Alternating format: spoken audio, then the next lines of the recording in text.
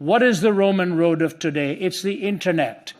Think of what is happening with the Greek language of today. What is the Greek language? It's right here on your hip. And if we don't understand the language and the road of our times, we will never be able to get the message or find the pathway in order to get it to people. It's a tumultuous time. It's a nerve-wracking time. And every one of you goes to bed wondering when you wake up, what kind of news are you really going to hear? So much happens so fast. And when you talk about the post-truth society, it has come to a point not so much that people do not believe in the truth, but they really wonder where they can get it. That's the biggest doubt they have. Which source do I go to get the truth, with so much coming at you in so many different directions? So here is young Paul, who's wanting to get to Rome. It was his longing, even though many were warning him that when you get to Rome, it'll be the end of the road for you. Your life will be taken from you. But he was determined to get to Rome, and what happened in his visit to Rome changed all of history. This was the man, of course, who wrote 1/3 of the New Testament for us. And so here he is standing in front of the man whom he's going to truly address. And I want to, Felix particularly, but referring to many others. Let me read the passage for you. Then Felix, who was well acquainted with the way, adjourned the proceedings. When Lysias the commander comes, he said, I will decide your case. He ordered the centurion to keep Paul under guard, but to give him some freedom and permit his friends to take care of his needs. Several days later, Felix came with his wife Drusilla, who was a Jewess. He sent for Paul and listened to him as he spoke about faith in Christ Jesus, as Paul discoursed on righteousness, self-control, and the judgment to come. Those are the three things: righteousness, self-control, and the judgment to come. Felix was afraid and said, that's enough for now. You may leave. When I find it convenient, I will send for you. At the same time, he was hoping that Paul would offer him a bribe, so he sent for him frequently and talked with him. Clarence Edward Macartney gives this description of the scene. What a contrast. On the throne sat Felix, the faded and withered pagan. A former slave, he became a favorite of Claudius, and by that emperor was exalted to high rank. Greed, cruelty, and lust were stamped upon his countenance. His administration as procurator of Judea had been marked by injustice, extortion, and violence. By his side sat the lovely Jewess Drusilla, a daughter of Herod Agrippa. She had first married a Gentile who, to please her, had become a Jew. Then Felix, with the aid of a sorcerer's incantations, had won her from her husband and was living with her in sin and shame. All that was dishonorable in mankind was represented by that combination of Felix and Drusilla as they sat on the throne awaiting the address by St. Paul. Before them, with chains on his arms and his body scarred with the marks of his sufferings for Christ's sake, and his coarse garment which his own hands had probably woven, contrasting with the velvet and purple of Felix and his paramour, stood the lonely ambassador for Christ. Think of that scene. Ordinary man, from what history tells us, he wasn't very much of a tall figure. Some people think he had even weakness with his eyes or whatever it was. They guess at all of this. But here he is now, standing in Felix's court. He's coming towards the end of his life. And what Macartney reminds us is this, that he was standing in front of a man with the power of a king, but the mind of a slave. Felix had 3 wives. The first was the granddaughter of Antony and Cleopatra. Drusilla was the daughter of Agrippa, first married to a Syrian petty potentate, and at 16 was lured away by a sorcerer's incantations to marry Felix. So everything that was dishonorable. He's really sitting with a young teenage gal by his side. And Paul has to now present the gospel to him. How does he approach it? I think it is almost impossible to draw parallels between what was happening in Rome and what's happening in our time. If you read Gibbon's The Rise and Fall of the Roman Empire, you'll begin to recognize very quickly so much was going on in Rome that the difference between right and wrong was not even known. The whole issue of sexuality had degenerated to a point where norms were not there anymore and relativism had taken hold. Abortion was at very, very high levels. Marriage was almost completely desacralized. If you read Alfred Edersheim on his description of Rome at that time, you will see page after page, and the more you read it, you'll ask yourself, is this really that long ago, or is it exactly what is happening in our time as well? Now, when you are in the workforce as you are, or in the world of business, where so much goes on in terms of contracts and finance and understanding and marketing and sales and value and all that stuff, how do you find a point of reference? How do you find a point of reference to interact with people? We were just 2 days ago in Silicon Valley. We had a whole day of interaction with some of the CEOs of the biggest companies out there. If I name many of them, you'll know who they are.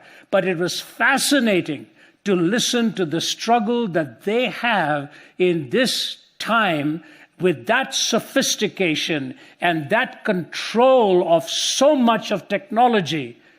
How do you get the name of Christ in a conversation? We were told that if you go to the Bay Area, somebody in San Francisco is really not interested in what's going on in San Jose, and San Jose is not interested in what's going on in the next corridor out there, because it's so vast and so powerful and one of the wealthiest parts of this country per capita. And it was fascinating to listen to two men who came from very high levels of very successful companies.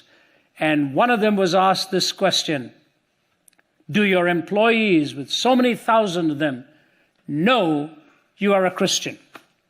In fact, Sanj asked that question for him. And the man paused and he said, probably most of them do.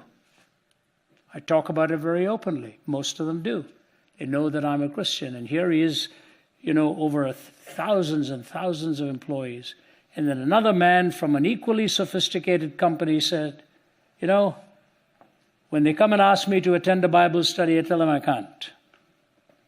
I'll support you. I'll do anything I can from behind the scenes, but don't expect me to come along and sit in the midst of this, because if I do, I will be seen already as sort of tainted and prejudiced and so on. I'm sorry, I really cannot be there. The culture of each company determines the freedom and the liberty with which you're able to interact and say what it is you need to say for the gospel. So I want to give you 3 ways in which Paul approached this. Number 1, he found a point of reference. The point of reference was going to be dealing with righteousness, moral reasoning. This is sort of the last bastion of the arguments for the existence of God. Once upon a time, you could talk from causality, that everything that came into being could not have caused its own existence. It had to be caused by something outside of itself. At other times, you could argue from design. When you see specified complexity, when you see order, you know that something very specific has been poured and put into it. You don't think a dictionary develops because of an explosion in a printing press. It had to have that specified complexity and points to a mind. These arguments hardly work in any sense on a university campus today. The argument from causality, it's been a long while since I heard any exponent even use it. In fact, my professor, Norman Geisler, probably one of the finest Thomistic scholars of our time, specialized in Thomistic arguments. The whole idea from the unmoved mover, the first cause, all the way down to arguing for why the Judeo-Christian worldview points to that very being. Today, when you start using those arguments, many of them buried in quantum theory and so on, randomness and meaninglessness and all, they just sort of dismiss that. It's fascinating how important it is for us to understand what happened centuries ago. Why was Thomas Aquinas arguing this way? Why was Augustine arguing the way he was in writing about the city of God? We go through all these centuries to come here now, and we gradually dismiss all the learning and all the wisdom from causality to design, purpose, teleology, whatever. But one thing that still comes out constantly in discussion is the moral argument. How do we move from what is to what ought? How do we move from our subjective reasoning of this is okay to know this is not the way it ought to be? You see, when you get a bird's eye view of coming to truth, if you go back from the 16 to the 18 or 1900s, René Descartes in the mid-1600s, rationalism was the big thing. By reason alone, you have to argue by reason alone. It moved him to an extreme where mathematics was the only discipline to which you could be certain, because the assumptions in one way are already in the conclusions. And what Descartes came up with, that the only most certain statement that you can make is that you exist because you think. I think, therefore I am. But technically speaking, he should really have said, I think, therefore thinking exists. What is the I am we're talking about? So from rationalism, we moved to the 1700s of David Hume. David Hume moved towards an empiricism. The scientific method was the only ultimate method. And the philosophical term for truth testing coming out of science was called logical positivism. You moved to this sense of the empirical world is the only real world out there. You cannot make pronouncements on any metaphysical issues, but you can be certain of what the elements do, what happens when you add this to that, and the empirical worldview reigned supreme after the time of people like Hume, and in many, many ways still does. But the question you have to ask the empiricist is this: all right, empirical truth is verifiable truth, testable truth, and therefore you posit statements. My question is this: what gives the scientist the necessity to tell the truth about his findings? What makes it necessary for a man who's doing research or a woman who's doing research to say, when I do this and this and this is what actually develops? Why should they tell us the truth? That is not an imperative extended from the scientific or empirical worldview. That gets into the metaphysical worldview, and if you will, really in the spiritual worldview. In fact, Immanuel Kant, who believed that you could come to an ethical perspective apart from the revelation of God, his fundamental ethic, coming from the categorical imperatives and so on, was always tell the truth. Always tell the truth. But then people started introducing things like this. All right, you've got your wife and children in the back room there, and a man comes in with a blazing gun in front of him, and he says, you tell me where your wife and children are, and I'm going to get them, I'm going to kill them. Do you tell him the truth at that time?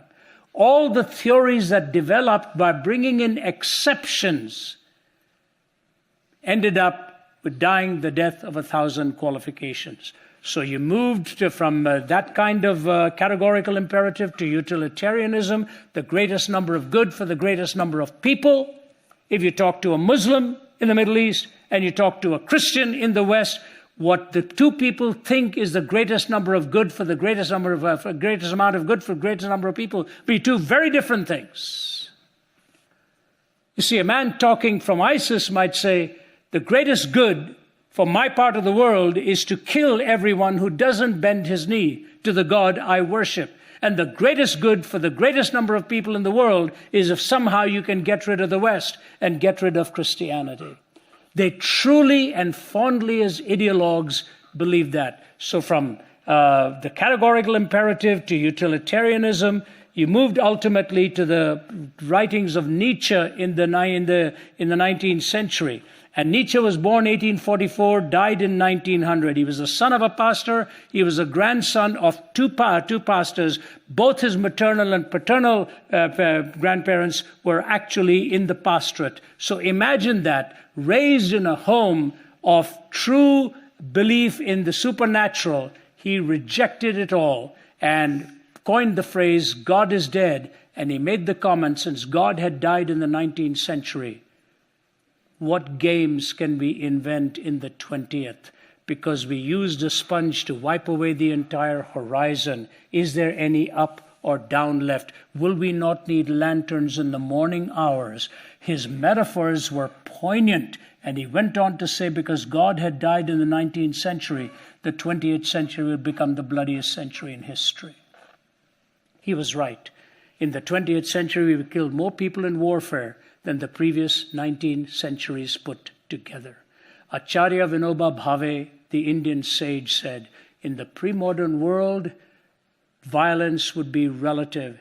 In the modern world, violence would become an absolute.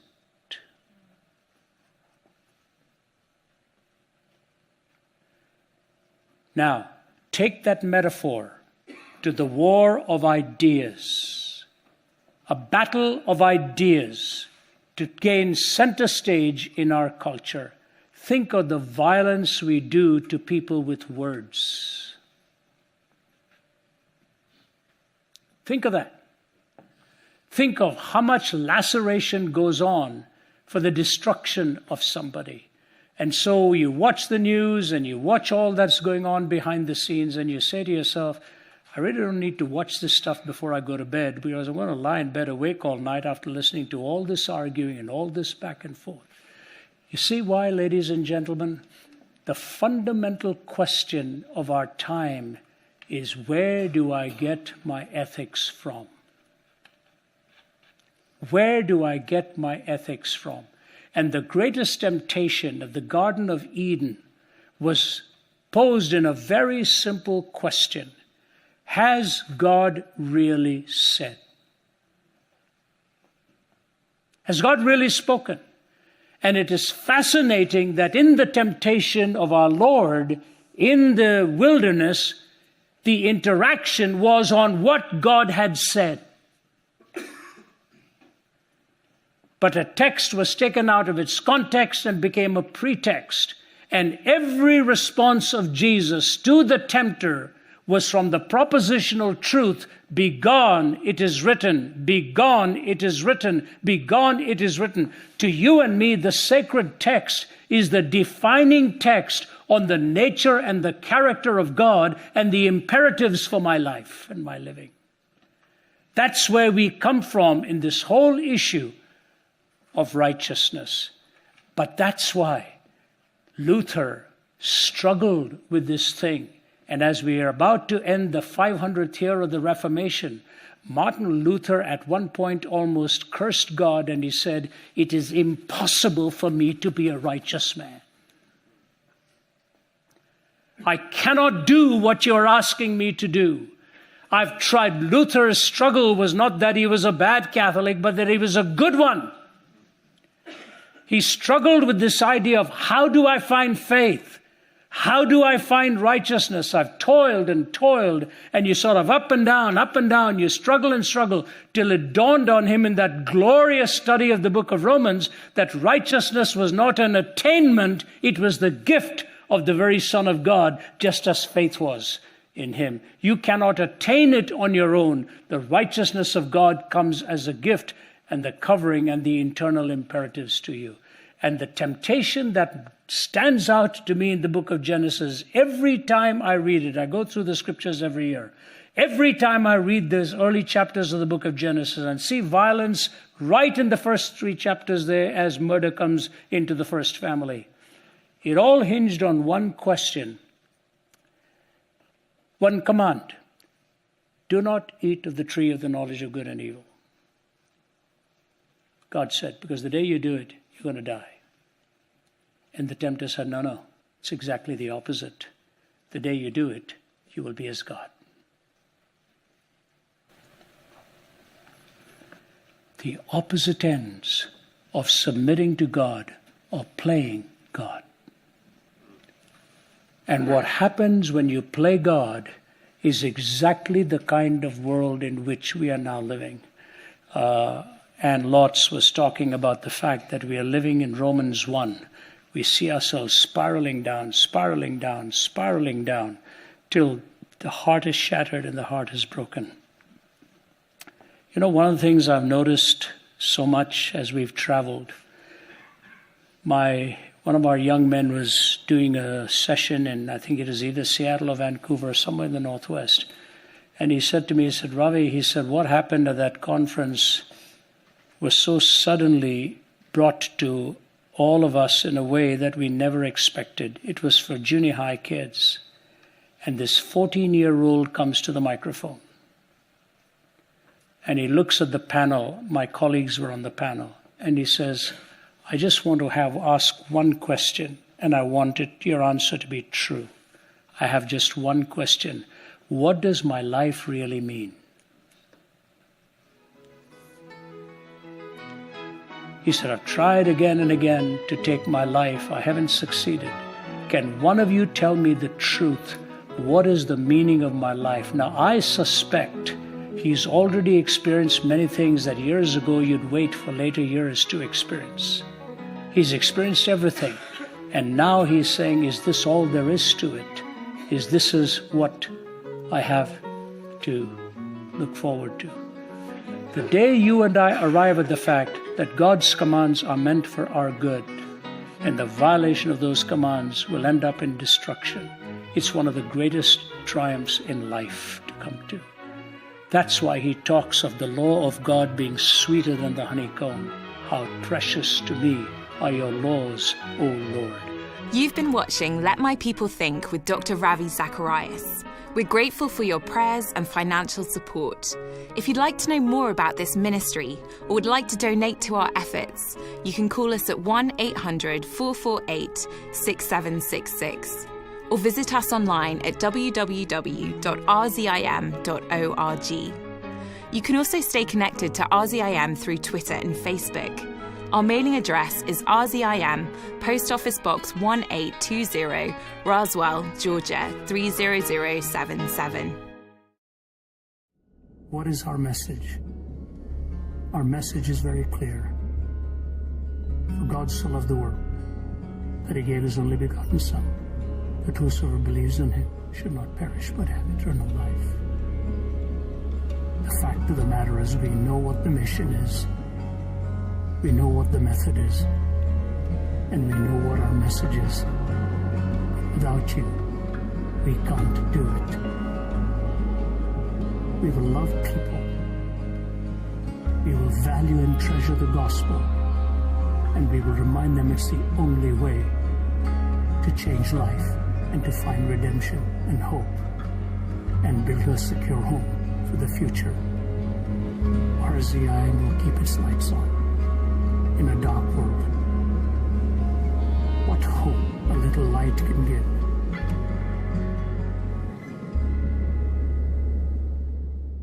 The purpose of RZIM is to engage meaningfully with the questions and heartfelt issues of our culture.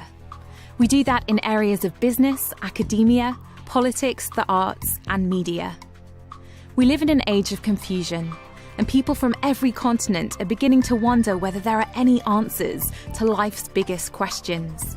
And this has provided a remarkable opportunity for the gospel of Jesus Christ. RZIM consists of over 50 speakers and adjuncts operating in over 20 countries, working at every level to reach those who shape the culture of a country and its future direction with the gospel.